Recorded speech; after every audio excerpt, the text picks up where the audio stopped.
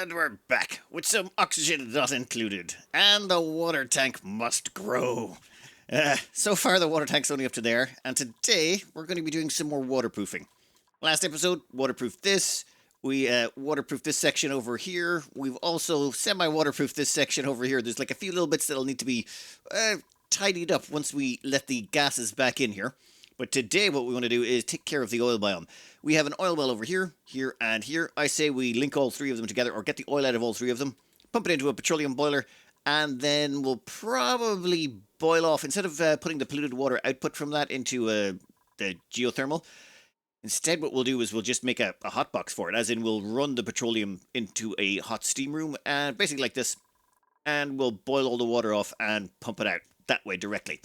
That should give us even more water to make the water tank grow to its glorious size. And we've marked the point we're at the start of the episode, just to see how much water we're gaining. Though we are going to have to break open the bottom of this once it gets a little bit higher. Alright, so where are we going to pump everything to and from? Well, this one over here is going to be the biggest problem. It is surrounded by a saltwater geyser, and we've got this whole setup over here. So that one we're going to need to take care of first. This one over here, there's nothing around it we care about. And over here, well, okay, there's that little transfer section, but that's okay. That transit tube access, we can move that if needs be. So, actually, that reminds me, replace those. Oh, I cut them out so I could actually put in a conveyor rail through there. That's actually a vacuum seal, so that's not able to let the heat transfer from there to the other side. Though considering how hot it is out there, wow, what happened to the temperature? That's absolute temperature, not relative. Damn, the map is getting toasty. Well, I suppose we have been pumping hot water everywhere. The only thing that's left cold on this map that used to be icy cold is like the bottom of our base. And the only reason this is cold is because we're running a cooling loop from over here through it of nectar. Nectar? Nectar? Whatever. Like, nectar is the only reason that place is cold.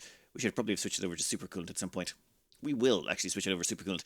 The only other cold place is this one right here, which is where we are pumping down freezing nectar from space. Huh. So most of the rest of it's been heated up from just our natural, well, heating of everything around us because, well, that's what your race ends up doing on this planet. Duplicates do generate an enormous amount of heat after a while. Alright, you though, what to do with you?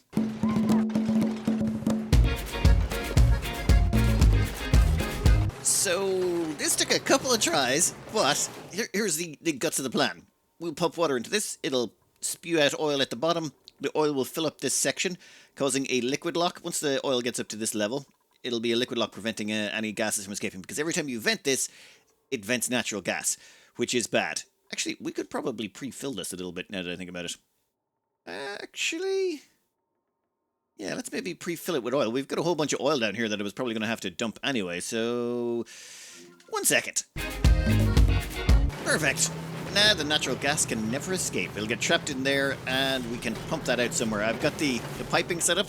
Gas pipes ready to go. Water in. Crude oil out. We'll figure out the rest of that later. For now, though, I've just realized I was about to do a bunch of renovations down here, when I figured the only thing stopping me from ripping the top off this and just letting the heats mix is these slicksters, because they'll die if the temperature gets too cold. We'll end up with too many of these long-haired slicksters. So we need to migrate them somewhere warmer, somewhere with consistent temperature. We might just we'll move them all to the one place I know that's consistently hot, right in here. It's going to be 140. The long-haired slicksters won't survive. That is a sacrifice I am willing to make. We could move them into the into this living area for our duplicates, but that's too much effort. Once we get these guys out of here, we can then rip the top off this, and then that means we can, well, start getting the tube access in. See, I was trying to figure out how am I supposed to get the transit tubes down here and the power wires, because they need two separate areas and they need to be separated by at least a block. And we've got to hook up the saltwater geyser, and we've got to hook up this, and we've got to make sure we gain access to this. And it was all going to be too tight in this little corridor. And I was trying to figure out how I was getting there. I'm like, wait a minute, what am I doing? Just rip the top off this whole thing and be done with it. Though, I still want some sort of catchment mechanism here. Reason being, well, water's still going to fall down occasionally. So we'll probably, like, break that off there just to make sure that any liquids or anything falls down. I still keep finding water down here. I can't figure out why, but that's pretty much always the case, right? You're always going to end up with something. Like, where did that water come from there? Like, was it ice or something? Like, it's gotta have been ice that did it, right? But how? Like were they moving it from over here? It could be. Oh, I think I have some ice storage set up. Where are you going? Yeah, that's probably what's doing it. I should maybe close down my ice storage. So they grab the ice, they move over here, and sometimes it melts before they get a chance. All the ice is being dumped over into this section. Well, the water goes there, but the ice will go into this, which is ice and crushed ice. And oh my god, all that ice came from there. Okay, in that case, let's move it all now. We'll move it all now, and then we'll turn it off for a bit. I'll have to figure out some way of getting the ice out of there then. Or don't make it so cold so that it turns into water and then pump the water over? Oh, we're not sending it on conveyor rails. Okay, that's a problem for later. That is a problem we'll have to think about later. Maybe I should make it so that the only way in here is inside a transit tube access. That way, they'll automatically just hop into the transit tube and then pop out. We'll put a transit tube access like directly over here, and then all the ice will get dumped over here directly, so it either turns into water on that end or on this end. Can it turn into water in the transit tube pipe? I have no idea. You know what? We'll worry about that later. For now, we're just going to let those slicksters all get moved. Might take a minute. We have a lot going on. All right. All cleared up. And I even squished over the oil a bit, so we've got a little bit more room for this oil reservoir. All of the slicksters have been happily relocated over here, except for the long-haired slicksters. They're on a farm upstate somewhere, let's just say. This is actually switched off at the moment. Huh.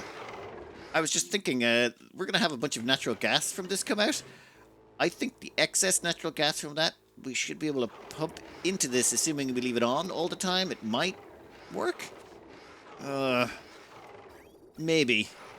We'll have to do some tweaking there. You know what? Doesn't matter. Doesn't matter. We need to focus on what we can fix now, which is we need to hook up this oil well. We need to hook up that saltwater geyser into something smaller and more compact. Right now, it is actually being pumped into the geothermal heat thing, but it's just... It's not neat. It doesn't look like, say... this guy over here, which also has to be sealed off, or more importantly, one of these. I'm going to make them all sort of like this, and of course sealed in with a little bit more resistance to pressure damage. But how's the water looking right now? Oh, that's going up a lot faster than I thought. Okay, we got to keep moving, this oil well, we need to take care of you real quick. One minor upgrade we put in here, I realized what happens if this oil well keeps pumping out even, and this liquid pump can't keep up. We're going to be removing the oil from here, but what happens if there's a backup in the system and the oil keeps going? It'll overflow, and if the oil overflows out here somehow, well, it'll flood that transit tube access. That would be bad because those things can get flooded, and currently that's our only way in. So what we've done is we've taken a little bit of automation here. We're going to have this, and if the pressure is below 500 kilos, it sends a green signal. If it goes above 500 kilos, it'll turn off the oil well. That way the oil well won't spit out any more oil, and it won't overflow into the transit tube access, is the theory. Another thing we could do is we could put mesh tiles under this to help out. No, this should work just fine. And when the oil's up to here above 250, we pump it out. So between 250 and 500 kgs, we pump the oil, otherwise nothing. And same thing over here if it's below 500 kilos. Perfect. You know what? We'll leave them right the way they are. And we've done a little bit of changing with the transit tube access, and we've ripped out a bunch of space here because, well, we don't have to care anymore. The sixters are gone, and we don't care about the temperature change. Well, when I looked around and realized just how bad the temperature had gotten everywhere, like this used to be a frozen map, remember? Yeah, not anymore. Top right, but everything else, nope. Not even close. Oh well, and the water tank is absolutely toasty. I suppose we are dumping in 90-degree water pretty much constantly. There's like 10 kilos of... Where is it? There's 10 kilos of 95C water coming out of there pretty much constantly, and 10 kilos of 95C water coming out of there pretty much constantly. By their powers combined, they are definitely driving up the water temperature. The temperature everywhere. Alright, with that done, I still have to get this salt water out of there. We need to tap into this and finish waterproofing this. We need to make... these were so close together, like these three just are a bit of a nightmare. Well, four, I should say. So we need to seal this in as well, and still allow access in there, and hook up those. Yeah, this will be pretty quick. That there is looking an awful lot more waterproof. Okay, I haven't put some airflow tiles on the bottom here, but this one's sealed in, pretty much. And this guy over here is a 2-for-1. 3-for-1? 2-for-1. Okay, we can still access the steam turbines for maintenance. Everyone can get in here and we have to door in here so they can gain access to the saltwater geyser. We put in that airflow tile because when that water is going to pour over the edge, you know it's going to force water to the corner, and then, well, there'll be less space. So that airflow tile is just to, like, let the pressure, you know, relieve itself a bit. And since the whole thing's going to be covered in airflow tiles, like, okay, that water lock will have to go. And then, oh, power-wise. So power comes in through here into this oil well, and in through here, it goes all the way around and spreads out to all of the... And damn it, I missed one. Yep, 1 second. We need to put in a heavy watt joint plate right about there. I just deleted that by accident when I was doing some maintenance. Yeah, I was taking out a high-pressure gas vent. That took that away. I was wondering why that block disappeared. Alright, so that should be that. And that is, like, the only way in and out of there now is through the transit tubes, which makes this far simpler. And done. Excellent. That means that liquid pump should kick in. Right, and this stuff down here won't move until this has gone down. So let's make sure this won't overpressurize, and we should hopefully be able to get rid of this water in no time at all. I've also got some storage tanks. I figure we might as well store up that extra water and get it out of there. The sooner we get this stuff filtered through our geothermal, the better. Right, that's 2 oil wells hooked up. We've got the water pipes good to go on both of them. That just leaves one last oil reservoir. Actually, what's this? That water is going... Ooh, might want to pipe that around that location. Yeah, that should be fairly straightforward. We'll just run this over here. And pipe it up there. Done. That solves that problem. We'll get that out of the way, and then we can fix in just same oil well design. Quick sidetrack. Hot steam vent tamer seems to be working. Don't see it getting clogged. Pressure in here can go up to 5 kilos. It's definitely staying below that, and the temperatures are getting dragged down consistently. Let's see. Yeah, you're 170, coming out 190. Yeah, the supercool is just eating all of that heat and carting it over to this side, where it is then getting mostly destroyed. Actually, maybe I spoke too soon. No. Oh. I'm not seeing an overpressure yet, but... Oh. No, there we go. It actually did overpressurize a bit. Yeah, that's not perfect. That's actually pretty bad. You know what? If temperature is below 250.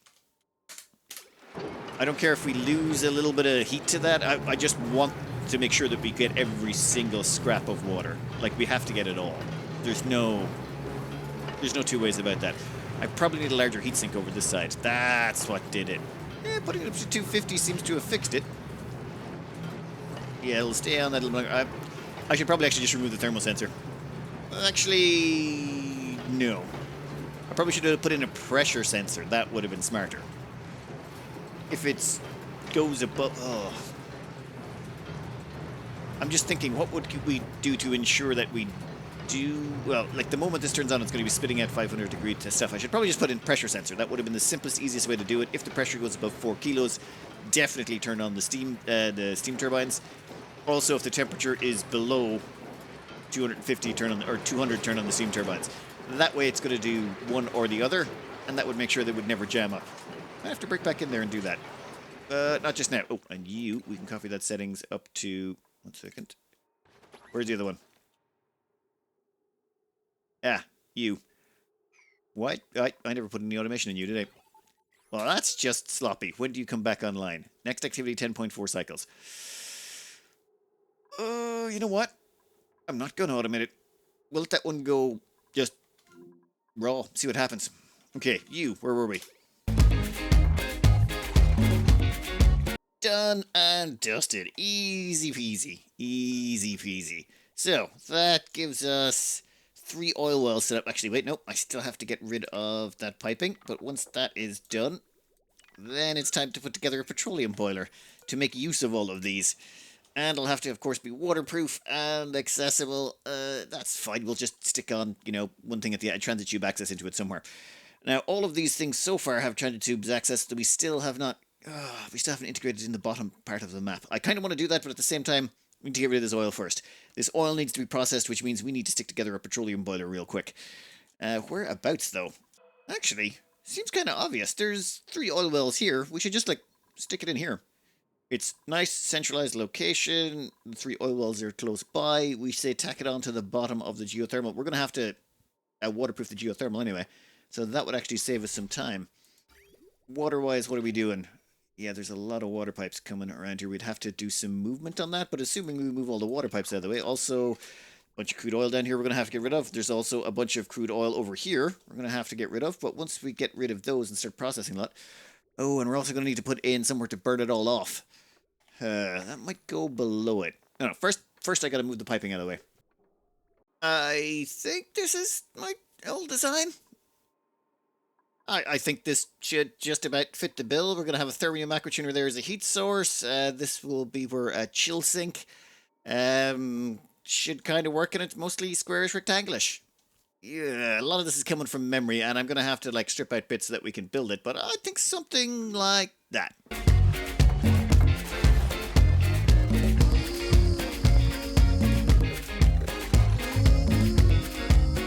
Get this whole thing started, we're going to need some super coolant to fill up this loop. This loop will cool down this block here, but that's not the importance of it. The importance of it is to heat up this area here so we can inject the heat into our little petroleum boiler. Now, this area over here might actually get too cold, which could be a problem, but we'll see. We need to get this place up to 600 degrees. I only put in about, maybe about 600 kilos of water in there. Let's see, this is going to fill up very quickly. And done. Perfect. Now, let's quickly disconnect this. Actually, I have to plug in power, don't I? I haven't plugged in the power for this. How are we going to arrange that? There we go. I just stuck in a quick one here. This will only be temporary. We just want to get this system booted up. And over here, where is it? Yeah, you need to be severed there, and plug straight through. Done. Alright, your job. If the temperature is below 600 degrees, you want to keep that aquatuner on. Aquatuner dumps its heat into the surrounding water.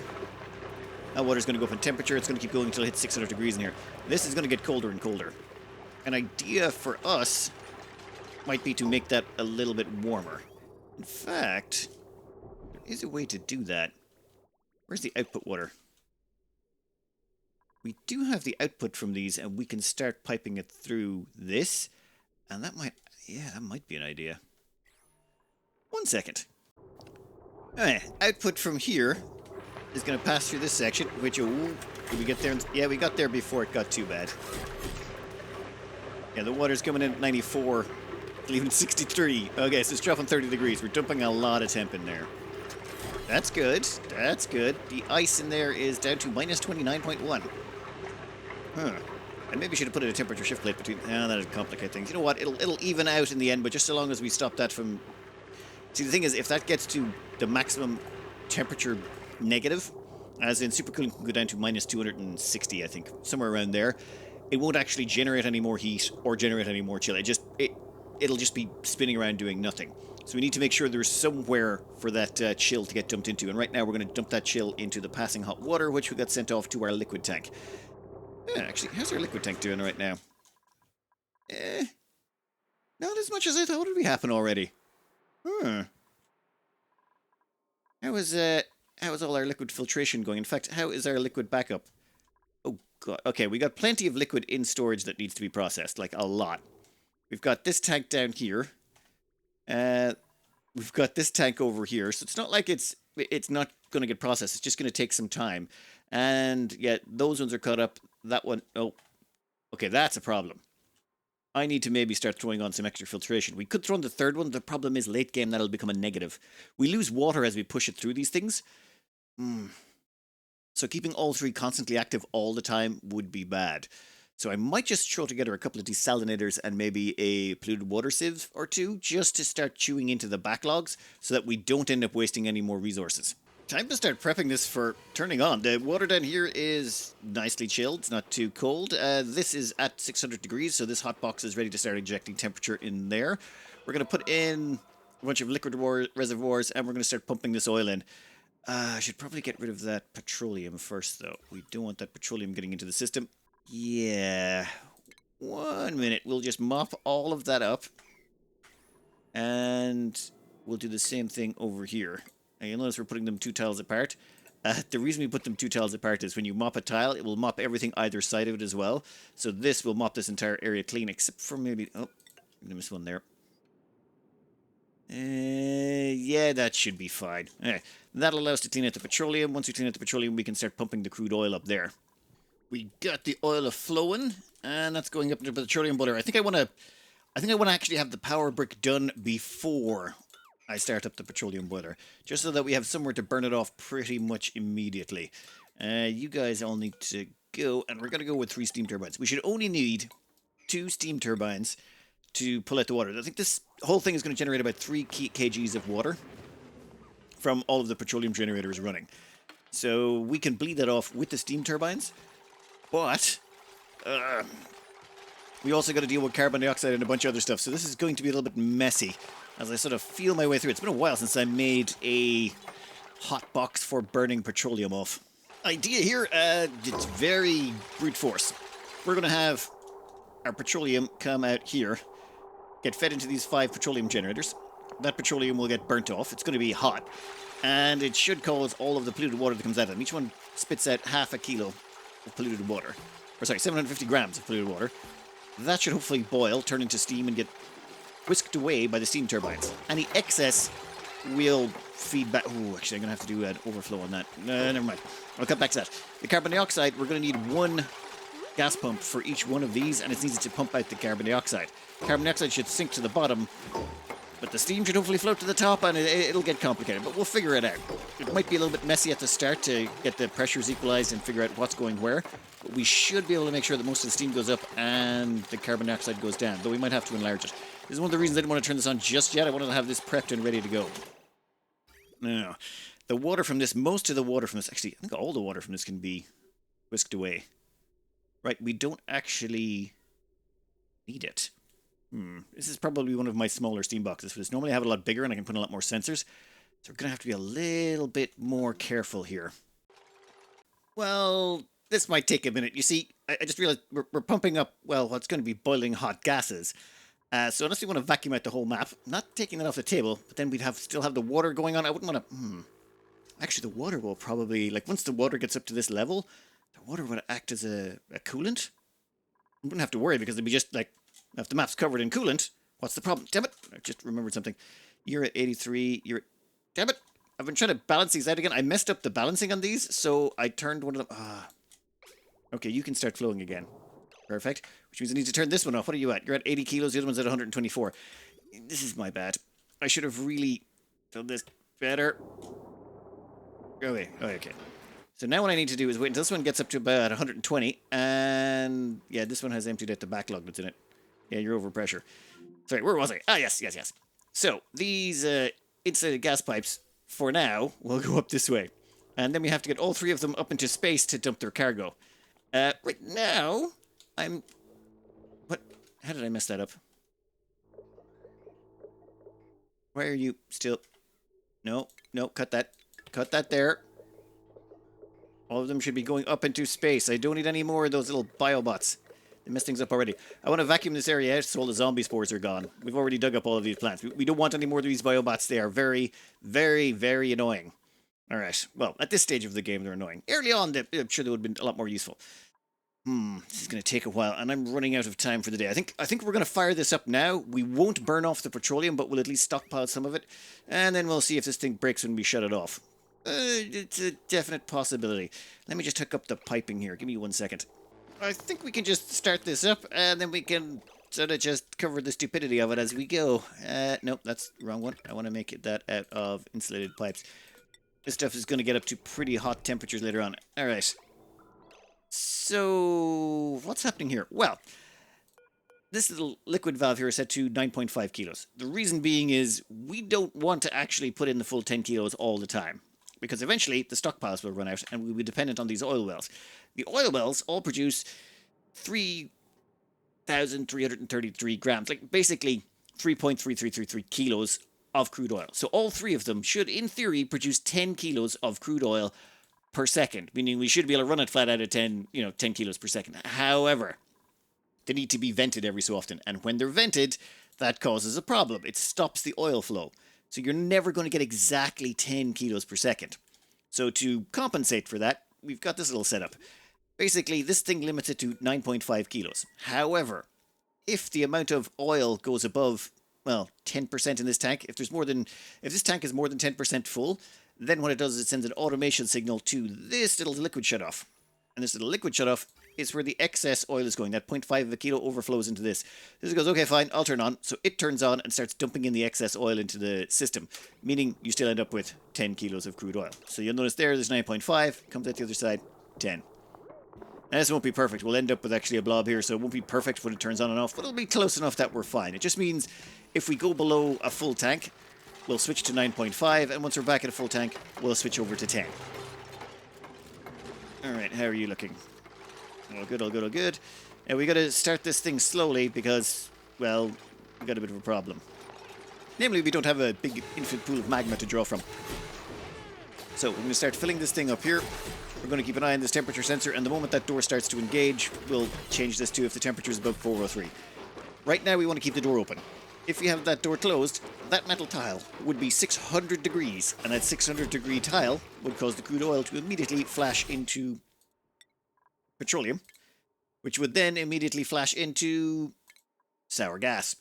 We don't want sour gas. Sour gas would be bad. We'd have to break back in here and fix things. So instead, we're just going to let it keep flowing and fill up. Once you've got a little bit of a stockpile in here, well, basically, once we hit this second level, we'll see about changing this over. Okay, we're almost there. Excellent.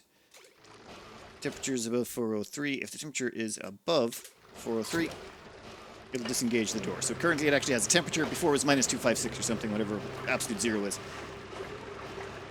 I think what I'll do now, though, is I'll cut off the flow of oil. Just let the system catch up. How are you looking? Yeah, it really ate into our heat reserves. Should be fine. We could have let this thing run from start to finish with no problems if I had have put in more water in here. But putting more water in here would have meant I'd have to run this for longer to get up to temperature, and I just was not bothered. Instead, we'll give this a minute to catch up with the oil in here. Once it flashes this to petroleum, then we can turn the system back on again. Well, this is awkward. Turns out, yeah, this diamond is like 600 degrees, but the steel airlock is not really transferring that temperature very well. We're going to need to put in a temperature shift plate. Options are limited. Like, the temperature shift plate is dumping it into the diamond window tile, but the steel airlock won't dump it into the gold metal tile very quickly. Or, well, it won't dump it into the mechanized airlock, which makes it hard for it to dump it into the gold tiles. So I'm thinking we put a temperature shift plate right there. The other option was over here, but then we got to insulate up this whole place, move it all one temp. I'd have to move all the liquid tanks. It'd get real messy. I figure we just stick it over here. It's going to make this thing look wonky as all hell, but I don't really see a way around it. That's assuming we can do it as well. Can we get that out of there? Unlikely. Yeah, it's a vacuum. Well, yeah. Kind of expected that. So, can we build a temperature shift plate diagonally in there? In fact, just give me...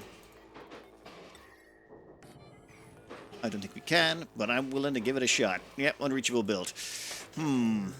Okay, time to use another little liquid lock. It's been too long since I did these. Maybe I shouldn't have used diamond here. Maybe I should have used...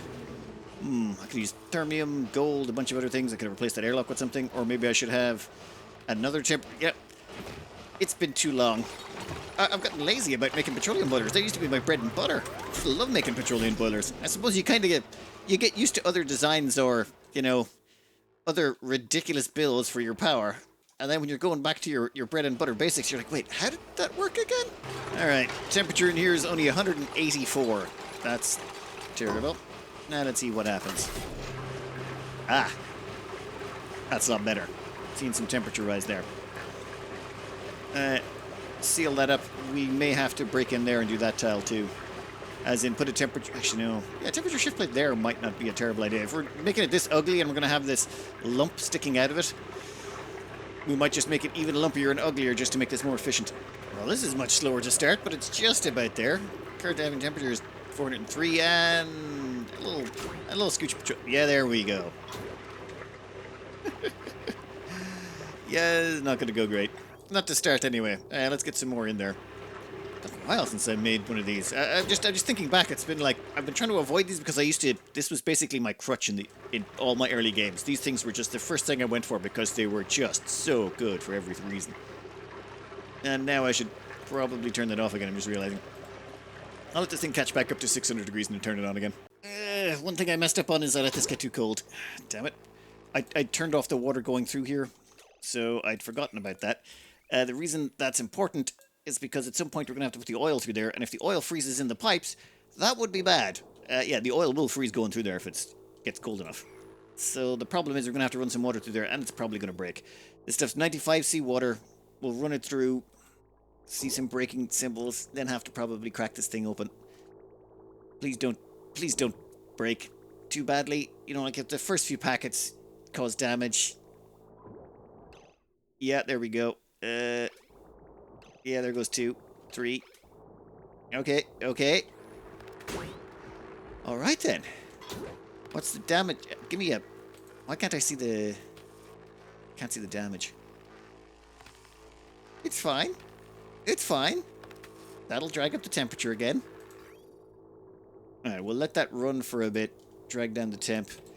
And Uni can get turned back on again. And I've remembered how I'm doing this wrong. I should have started on 1 kilo of oil. That's what I should have done. So once this gets back up to speed, we'll put in 1 kilo of oil, and then we'll heat that 1 kilo of oil up the necessary amount. If it starts to cause problems, we'll turn it off again. But yeah, you gotta really feather these things to start them. So somewhere in the back of my brain came the idea to just put this to 1.5 kilos of throughput, and now the system can keep up.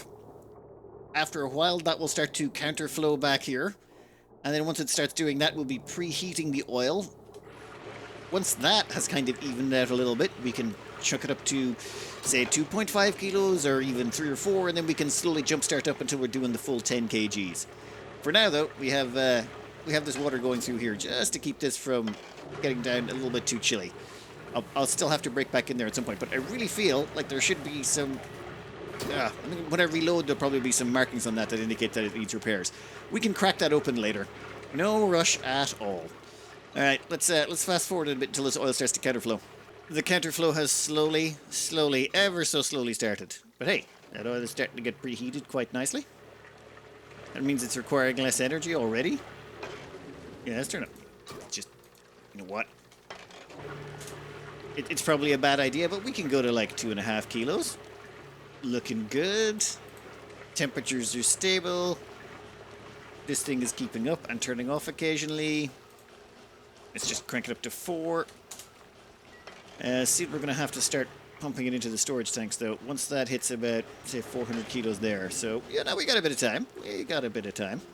4 kgs, solid, stable. This is switching on and off.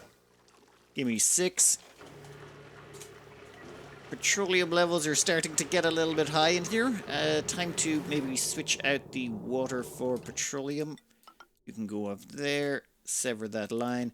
Actually, wait until the system empties a little bit. Once that's emptied out, we can chuck this onto the line as well. Excellent. Sever that. Alright. You can go to there. Then there. Sever. Perfect. See? Then that means the petroleum got pumped out there around and into this tank, and we don't have any movement on that yet. Alright, perfect. Now, what are you at the moment? You're at 6? No, you're not. You're at 8. Excellent. Oh, damn it. I hooked these things up. That's a problem. Right, the edge one is the 500 kg one, or the 500 grams one. That's perfect. Yep, still keep going. Okay, that one is not going to get done unless we take out that block. That's fine. Then that keeps going, and all the way up into space. Actually, yeah, we're ready to kick those on. Though we need to keep the amount of carbon dioxide in there for now. I need to put in a pressure sensor, don't I? Like, I want a pressure sensor in here so we have the correct amount of pressure. The problem is there's no really good places to put it, is there? Well, the solution is pretty simple, though there are other complications from this. 1. If the pressure in here is above 20 kgs, then what it'll do is it'll turn on the steam turbines. Now, the plan is that when it hits 20 kgs of carbon dioxide gas pressure, because all the carbon dioxide will be at the bottom, all the steam will be at the top, that means the two pressures should be about equal. And if the carbon dioxide is up to here. If the carbon dioxide is up to here, then these gas pumps are going to come on. If the carbon dioxide goes below that point, that means there's steam up in all of these tiles, in which case these pumps will turn off. So we should keep about 20 kilos of carbon dioxide and 20 kilos of steam. If we don't have both of those things, then it won't work, in theory. We haven't actually tested this yet because we haven't turned it on. We're going to... Well, we also have another problem. How do we get the power out of here? See, the thing is, I was going to bring it in from this side, but there's just so many problems. Just say we open up this area so that duplicants can get in and out through here. Well, this place is going to be over 120 degrees. Is the heat not going to get bled out by this oil in here, which would mean we won't have steam, which means the polluted water would actually just pool up and cause us problems? That would be bad. And I would like this place to be accessible, so we can't risk that one. Which means I think we're going to have to, say, wall in down here.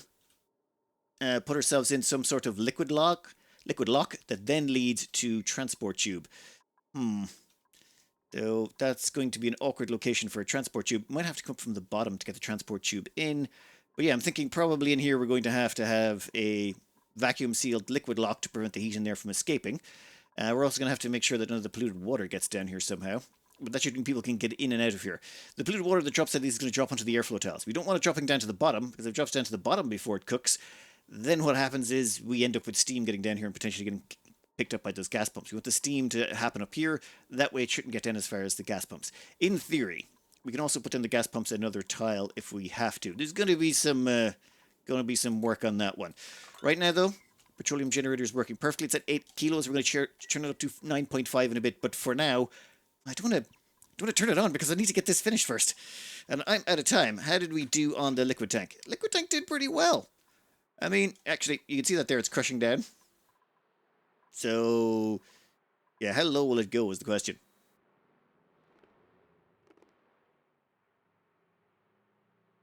Ooh, almost went down a whole 2 tiles. So, let's just say that was where we got to. So we only filled that much of the tank? Ugh, that's not great. I suppose there is a lot of water out there that we got to filter through. How much wood have we got now to think about it? We could just start mass-producing ethanol to burn off. That will also produce us a whole bunch more water. Oh, 1,598 tons. That seems like a lot. Like a lot.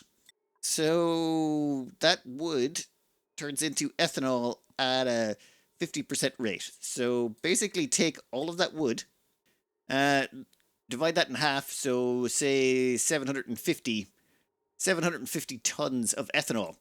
Now, that ethanol, 1 second, would turn it into polluted water at a rate of, for every 2 kilos we put in, we'd get 750 grams of polluted water out.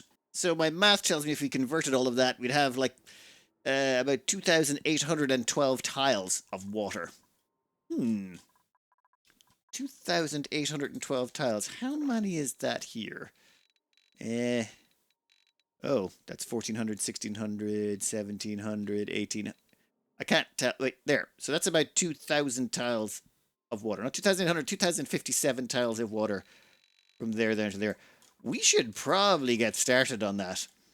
I mean, I'll have to put in more composts, but I'm thinking, yeah, there's plenty of ways to start turning what we've got around the place into even more water for the tank, which is going to be necessary. And we may be forced to do a small rocket chimney, but nope, we'll worry about that later. For now, petroleum boiler is in place. The oil walls are set up and ready to be waterproofed with airflow tiles. This area here is going to be, well, a big waterproof section, and we may have an entrance in here that gets us into these 2 sections. Yeah, this is going to be all sorts of awkward, but it'll be fine. It's fine. We'll figure this out, one submerged building at a time. Anyway, I'm going to cut this out here. I hope you enjoyed. Good luck.